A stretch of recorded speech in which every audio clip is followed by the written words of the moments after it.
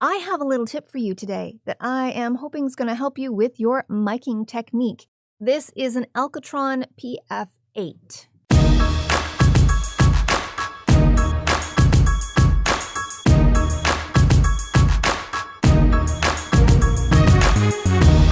How are you all out there in VO land? Hope you are doing well. I'm here with a few tips and info on this puppy here, the Alctron PF8. Great addition to any studio, I think, but a few caveats on it, I guess you would say.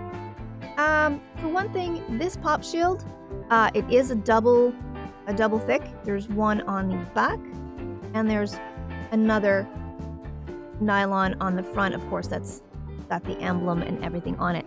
Great, not 100% as effective as a few of them, but it is a pretty good pop shield for this one.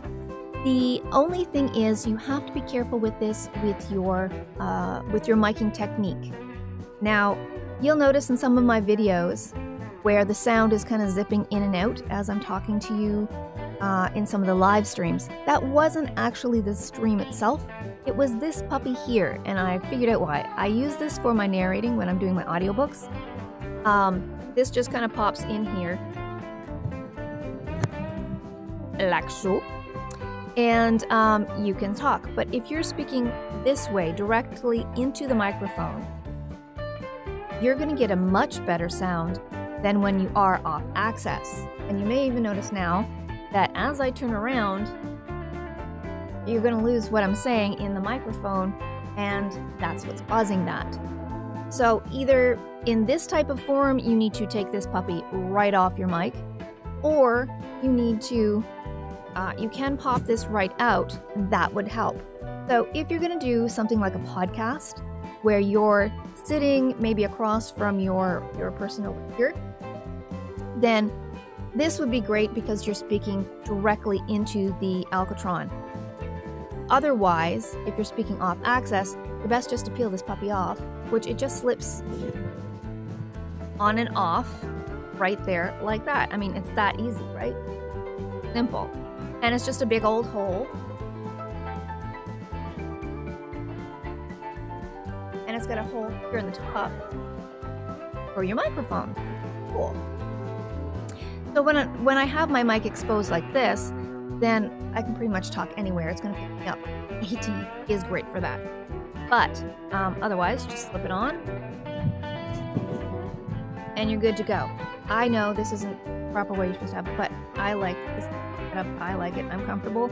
And you know what? If you like what you're doing in your studio, whether somebody tells you it's right or wrong, do it if it works for you and you're producing a good quality for your client. That's all I gotta say. There's 2 tips for today, I guess. But yeah, for the Alctron, make sure you're speaking bang on into it if you have it all in one unit. And I do find, actually, usually it's a good handspan away, but for the Alctron, I find I have to be at least a little closer when I'm speaking into the microphone. It picks it up a lot clearly. So I like to be a little closer, and also it gives it a much warmer, rich tone. I find sometimes with this, depending on whether I'm using my Shure, my small condenser Shure, or I'm using the AT, I find it gives it a warmer tone, depending on which one I'm using. So if you have a couple of different mics and you're trying the Alctron out with it, it's great, but just make sure that you're using the proper miking techniques for this puppy. It is going to change the way you need to speak into your microphone. That's it. That's your tip for the day. Get on out there, make that voiceover magic happen, everyone. Bye. Hope you like this video. If you find it helpful, please let me know in the comments below. Don't forget to like and subscribe and click that bell button.